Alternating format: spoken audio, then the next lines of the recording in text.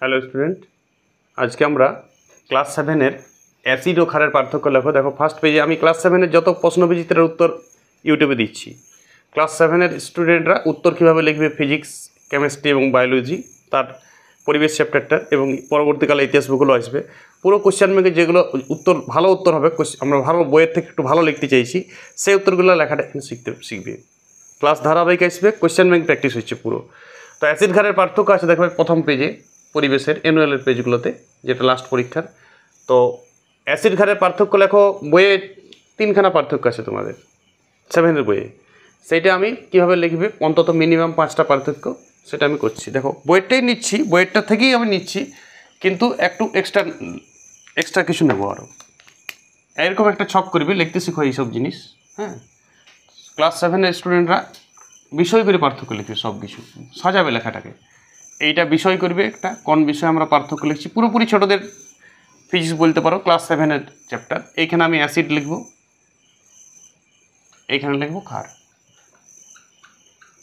দেখো প্রথমে তোমাদের বইয়ে যে বিষয়টা আছে সেটাই লিখব। প্রথমে বইয়ে দেওয়া আছে স্বাদ, মানে আমি যদি একটু জিভে নিয়ে হালকা, খুব হালকা 1 গ্লাস পান করে দিও না, জিভ ভিভ পুড়ি যোগ সব, হালকা একটু টাচ করবি জাস্ট অ্যাসিড, যেটা খাওয়া যায় জৈব অ্যাসিড। হ্যাঁ, সেইটা স্বাদ। অ্যাসিডের স্বাদ হচ্ছে অম্ল, মানে টক। বিষয় করেছি মানে আর ভাষা দেওয়ার দরকার নেই, স্বাদ টক বা অম্ল। আমি বিষয় করে দিচ্ছি কম লেখার জন্য, বেশি লেখার জন্য বিষয় করি না, এটা সাজানো হচ্ছে উত্তরটা। ক্ষারের স্বাদ কী হবে, কষাটে। দেখবি তুমি একটু সাবান সাবান সাবান হাত, সাবান তো ক্ষার হয়, তো সাবানে হাত ধুচ্ছ, সাবানটা যদি মুখে চলে যাবে কষা কষা লাগে, খুব টেস্টি কী লাগে সাবানটা, তাহলে তো আমি সাবানের ফেনাটাই লিখতাম বিভিন্ন সস হিসাবে।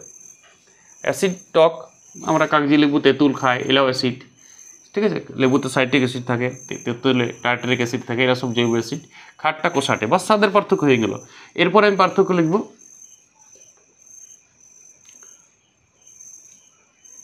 বর্ণ, মানে আমরা নির্দেশকের বর্ণ লিখব, ঠিক আছে। অ্যাকচুয়ালি নির্দেশকের বর্ণ মানে কোন নির্দেশককে কী করে। দেখো সাদা বোর্ডে ক্লাস, প্রথমত নির্দেশক কী কী আছে, নির্দেশক জিনিসটা কী।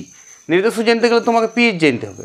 দেখবে অ্যাসিডও দেখতে জলের মতন হয়, ক্ষারও দেখতে জলের মতন। বইয়ে তোমাদের একটা পিএইচ স্কেল দিয়ে আছে, বোর্ডে নিচ্ছে তো উপরটা, তাহলে দেখবে বইয়ে একটা পিএইচ স্কেল করা আছে। এখানে পিএইচ 7, পোটেন অফ হাইড্রোজেন 7, 7-এর থেকে বড় 8, 9, 10 করে 14 পর্যন্ত স্কেল করা আছে। আর এদিকে করা আছে 6, 5, 4, 3, 2, 1 করে এদিকে। তো 7-এর নিচে যদি কোনো কিছু থাকে কারো পিএইচ কি পরে বুঝতে পারবে। পিএইচ হচ্ছে পোটেন্স অফ হাইড্রোজেন। এটা যদি 7-এর নিচে থাকে তাহলে সেগুলো অ্যাসিড, আর যদি 7-এর উপরে থাকে তো সেগুলো ক্ষার। যেমন রক্তের পিএইচ 7.12, কিছুটা রক্ত কিছুটা ক্ষারীয়। যে যত ভালো অ্যাসিড তত এই স্কেলটা নিচে থাকবে, হ্যাঁ, মানে 7-এর নিচে থাকবে। যে যত বেশি স্ট্রং ক্ষার তত উপরে থাকবে। তো যখন 7 থাকে, পিএইচ 7, তখন একটা নির্দেশক থাকে বিভিন্ন, আমাদের লিটমাস, ফেনলপথিলিন বা মিথাইল অরেঞ্জ, এইসব নির্দেশক ব্যবহার করি আমরা অ্যাসিড ক্ষারকে বোঝার জন্য। কখন অ্যাসিড অবস্থা আছে, কখন জলীয় দ্রবণটার ক্ষার অবস্থা আছে, কখন প্রশম আছে। প্রশম যদি থাকে পিএইচ 7 থাকবে। তো আমরা বাইর থেকে নির্দেশক ইউজ করি, এলাকায় নির্দেশক বলা হয়। নির্দেশক খুব ইম্পর্টেন্ট জিনিস। তো আমরা এখন বর্ণ নির্দেশকে বিভিন্ন নির্দেশকের বিভিন্ন কালার দেই অ্যাসিড ক্ষারে। তো আমরা এখন লিটমাস কাগজের কালারটা দেখব। শুনো, লিটমাস কাগজের স্বাভাবিক কালার হচ্ছে বেগুনি। এইটা বইগুলোতে মানে একটু আনমনাভাবে লেখে, যারা বই লেখে তারা একটু আনমনাভাবে লেখে, লাল লিটমাসকে নীল করে বা নীল লিটমাসকে লাল করে। এইটা ঠিক ভাবনা লয়। তুমি লিখবে বেগুনি লিটমাসকে, আরে লিটমাসের কালারটা তো অরিজিনাল তো বেগুনি, তাহলে বেগুনি লিটমাস কাগজকে অ্যাসিডে কী করে, লাল করে, বেগুনিকে লাল। আর এইটা বেগুনিকে কী করে, ভাষাটা নিজে লিখবে, নিজের ভাষায় লিখবে। বেগুনিকে এইটা কী করে, ক্ষারে নীল। লিটমাস কাগজ যদি নির্দেশক, যদি মিথাইল অরেঞ্জ ব্যবহার করি তখন অন্য হবে, ঠিক আছে। এটা জানার দরকার নেই, একটা নির্দেশক যে কোনো দিলাম। নির্দেশকের বর্ণ নির্দেশক করছে, তাহলে অ্যাসিড বেগুনি লিটমাস কাগজকে লাল করে, নীলকে লাল করে লিখবে না। তার মানে কি, তার আগে কি নীল কখন হয়, ক্ষারে, তার মানে কি লিটমাস কাগজটা বরাবর ক্ষারেই ডুবানো থাকে নাকি, এটা স্বাভাবিক। কে এটা আমরা মানে আনমনাভাবে সব লিখি, ভুলভাল লিখি আমরা। ছোটোর সময় হ্যাবিট হয়ে যায় এইসব ভুলভাল কিছু তথ্য ব্রেনে চাপা থাকে এবং সুরে শুদ্ধই সবাই। ক্ষার লাল লিটমাসকে নীল করে, মানে তার আগে কী ছিল, লাল কেন ছিল লিটমাসটা, তার আগে তার মানে অ্যাসিডে চুবানো ছিল কি এটা। বেগুনি লিটমাসকে লাল করে অ্যাসিড, ক্ষার বেগুনি লিটমাসকে নীল করে। ঠিক আছে, এই সূত্র কে দিবে, বইয়েও ভুল লিখিছে, এটা ভুল তো, একদম ভুল, পুরা ভুল, অন্যমনস্কভাবে লিখিছে, জানে না এমন না, জানে কিন্তু আনমনাভাবে লিখিছে। নেক্সট পার্থক্য জলীয় দ্রবণ। শুনো, এটা খুব ইম্পর্টেন্ট। জলীয় দ্রবণের আয়ন, অ্যাকচুয়াল জলীয় দ্রবণে আয়ন, এই বিষয়টা লেখা বুঝাইছে। জলীয় দ্রবণে আয়ন, শুনো, অ্যাসিড সবসময় H++ আয়ন দেয়। যে সকল যৌগ জলীয় দ্রবণে H+ আয়ন দেয় তাকে অ্যাসিড বলে। অ্যাসিডের এটা সংজ্ঞাও বটে। আরহেনিয়াস বিজ্ঞানী বলিছে, ক্যাদ দাও কথাটা, বিজ্ঞানী আরহেনিয়াস, যদি এক্সট্রা তথ্য লিবার আছে। জলীয় দ্রবণে H+ আয়ন দেবে, কোন বিজ্ঞানী বলিছে গো? আরহেনিয়াস। জলীয় দ্রবণে H+ আয়ন দিলেই অ্যাসিড। আর জলীয় দ্রবণে কেউ যদি OH- আয়ন দেয়, নেগেটিভ, তাহলে তিনি ক্ষার বা ক্ষারক। আপাতত এখন ক্ষার শিখো, ক্ষারক পরে বলবো আমি ডিটেলসে। বুঝা গেল? যে সকল যৌগ জলীয় দ্রবণে H+ আয়ন দেয় তারাকে অ্যাসিড বলে। বিজ্ঞানী আরহেনিয়াস বলেছেন, আরহেনিয়াসের তত্ত্ব এটা, এটাই অ্যাসিডের সংজ্ঞা। তোমাকে যদি বলে অ্যাসিড কাকে বলে, যা স্বাদের টক তাকে অ্যাসিড বলে, এরকম বলো না, বাচ্চা ছেলের সংজ্ঞা হয়ে গেল। যে সকল জলীয় দ্রবণ H+ আয়ন দেয় তাকে অ্যাসিড বলে, এটা ভালো সংজ্ঞা। ক্ষার কাকে বলে? যে সকল জলীয় দ্রবণে OH- আয়ন দেয়, হাইড্রোক্সিল আয়ন দেয়, এটাকে হাইড্রোক্সিল আয়ন বলে, OH- কে এটাকে হাইড্রোজেন আয়ন বলে। হ্যাঁ, হাইড্রোক্সিল আয়ন দেবে যারা, তারা হচ্ছে হাইড্রোক্সিল আয়ন মানেই OH-, তারা ক্ষার। ওকে, এই তিনটা পার্থক্য বইয়ে ছিল। আমি একটা এক্সট্রা পার্থক্য লিখব নিশ্চয়, পিএইচ লেখা আসছে তো, পিএইচ, পোটেন্স অফ হাইড্রোজেন্ট, পিএইচের পুরো নাম, স্টাইল এইটা, পরে শিখবে আরও। পিএইচের ডিটেলস ক্লাস আমি ইউটিউবে দেবো। অ্যাসিডে পিএইচের মাত্রা 7 কম 1 পর্যন্ত থাকবে, 7 কম। 7 কোনো মতোই লয়, 7 বলবে না, 7 প্রশমত থাকে, অ্যাসিডও লয় ক্ষারও লয়। যখন অ্যাসিড ক্ষার কিছুই থাকে না তখন তাকে বলে প্রশম, নিউট্রাল। ইংরেজি জানো সবাই, বাংলাটা প্রশম, নিউট্রালের বাংলা হচ্ছে প্রশম। অ্যাসিডও নয় ক্ষারও নয়, 7 থাকবে যখন। তাহলে between 1 to 7, less than 7 pH থাকবে কিসে? অ্যাসিডে। 6.9 হইতে পারে, 6.99 হইতে পারে, 6.9999 হইতে পারে পৌনাপুনিক, মানে 6.9 পৌনাপুনিক হইতে পারে। কথার বুঝতেছো? তারপরেরটা 7 হবে না, এত দূর পর্যন্ত অ্যাসিড থাকতে পারে। তীব্র অ্যাসিড হলে 1-2 থাকে, যেটা বেশি পাওয়ারফুল অ্যাসিড। যেগুলা লঘু অ্যাসিড, মৃদু অ্যাসিড, সেগুলো হচ্ছে 6-5 থাকবে। মোট কথা অ্যাসিড সবাই যত বেশি এইদিকে থাকবে তার মানে হলে মৃদু অ্যাসিড, যত এইদিকে থাকবে দেখবে তোমার তো একটা কালার দিয়েছে, আস্তে আস্তে কালারটা ডিপ লাল হচ্ছে, তার মানে অ্যাসিডটাও ডিপ হচ্ছে। যত 7 কম আসবে, 1 পিএইচ 1 মানে ভালো অ্যাসিড, বিরাট অ্যাসিড। পিএইচ 5 মানে হালকা অ্যাসিড, অ্যাসিড বটে লেকিন হালকা অ্যাসিড। বুঝতে পারছো কনসেপশন? ওকে, নেক্সট ক্ষার কি হচ্ছে গো? ক্ষারের গ্রেটার দেন 7 পিএইচটা, গ্রেটার দেন 7.1 হতে পারে, 7.1 এর পৌনাপনিক হতে পারে। এটা আবার কি হচ্ছে, এটা যত বেশি আগাবে এদিকে ডাইন দিকে, মানে 14 দিকে যত যাবে, কারো যদি 14 আছে ও স্ট্রং মেগাহিট ক্ষার বটে।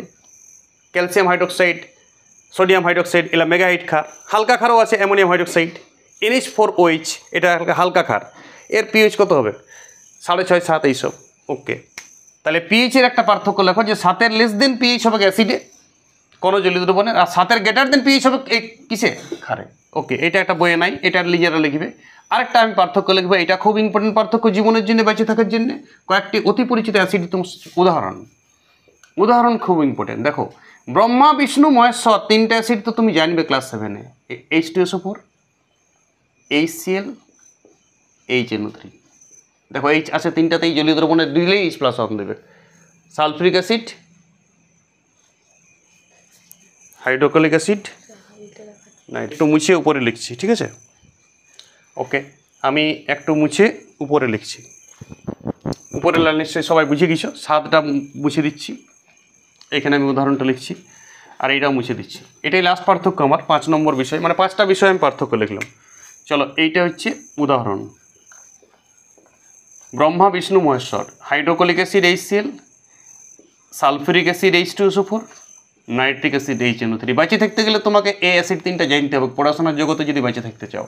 পুরো নাম আমি লিখছি না, নিজে লিখে নেবে। Hydrochloric acid HCl, H2SO4, sulphuric acid HNO3, nitric acid. 3টারই অপর নাম ইম্পর্টেন্ট।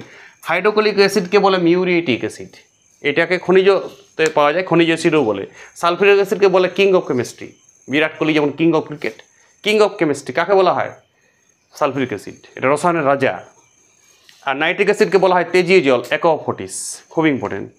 তেজি জলের কী নাম? Aqua Fortis. এক্সট্রা তথ্য দিলাম, করবে। তিনটাই মনে রাখবে, ব্রহ্মা বিষ্ণু মহেশ্বর জলঙ্গি মাথা ভাঙা চূর্ণি। হাইড্রোক্লোরিক অ্যাসিড আমি একা বলতেই পারি না, হাইড্রোক্লোরিক অ্যাসিড বললেই সালফিউরিক অ্যাসিড, নাইট্রিক অ্যাসিড বলে ফেলি।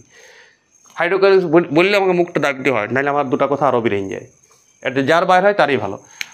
মৃদু অ্যাসিড চলো খার লিখি, NaOH, এটার নাম হচ্ছে সোডিয়াম হাইড্রোক্সাইড, এটার নাম কস্টিক সোডা। KOH, এর নাম হচ্ছে পটাশিয়াম হাইড্রোক্সাইড, এটা হচ্ছে কস্টিক পটাশ। এটার নাম কস্টিক সোডা, এটার নাম কস্টিক পটাশ। এরা মাস্টার খার বটে, মাস্টার খার।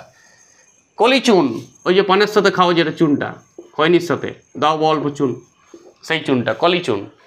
ক্যালসিয়াম হাইড্রোক্সাইড, এটাও মাস্টার খার। একটা হালকা খারের নাম বলছে, এই তিনটা খার তোমাকে তো ব্রহ্মা বিষ্ণু মহেশ্বর খারের। Sodium hydroxide NaOH, potassium hydroxide KOH, CaOH হল টু কলিচুন। আর একটা খাদ জানিবে হালকা, অ্যামোনিয়াম হাইড্রোক্সাইড, এইটা কিন্তু মৃদু খার বটে অন্যান্য। তোমাকে যদি কোনো ওরে একটি মৃদু খারের নাম বলে বলবে ওরে অ্যামোনিয়াম হাইড্রোক্সাইড, ওরে দিয়েই বলবে, ঠিক আছে। যদি তোমাকে বলে ওরে একটা মৃদু খারের নাম বলে তো বলবে ওরে অ্যামোনিয়াম হাইড্রোক্সাইড। তীব্র খার তো উপরে তিনটা বলেছি, ওকে ড্যান্স। তাহলে আমি এই চ্যাপ্টারে এই 5টা বিষয়ের উপর পার্থক্য লিখবো। অ্যাসিড খারের তুমি এই 5টা পার্থক্যর কনসেপশন আনো, তাহলে তুমি অ্যাসিড এবং খার সম্বন্ধে অনেক ডিটেলস শিখে যাবে পরে। মৃদু অ্যাসিড, মৃদু খার, তীব্র অ্যাসিড, তীব্র খার, কোনো দিন সুযোগ পেলে আমি সব বুঝাবো। 9 ক্লাসে আছে সব। আর তোমার জীবনে কেমিস্ট্রির সঙ্গে বেঁচে থাকতে গেলে অ্যাসিড সবসময় আসবে তোমার জীবনে। ওকে, ক্লাস 7-এর প্রতিটা কোশ্চেন ব্যাংকের প্রশ্ন ডিটেলস আলোচনা করব, সলিড উত্তর দেবো তোমাকে। বই থেকে অনেক একাধিক বেশি তথ্য পাবে। এই ক্লাসে যুক্ত থাকো সবাই। পুরো কোশ্চেন ব্যাংকের প্রশ্ন উত্তর ডিটেলস আলোচনা হবে এবং নিজের ভাষায় লিখতে শিখবে। ওকে।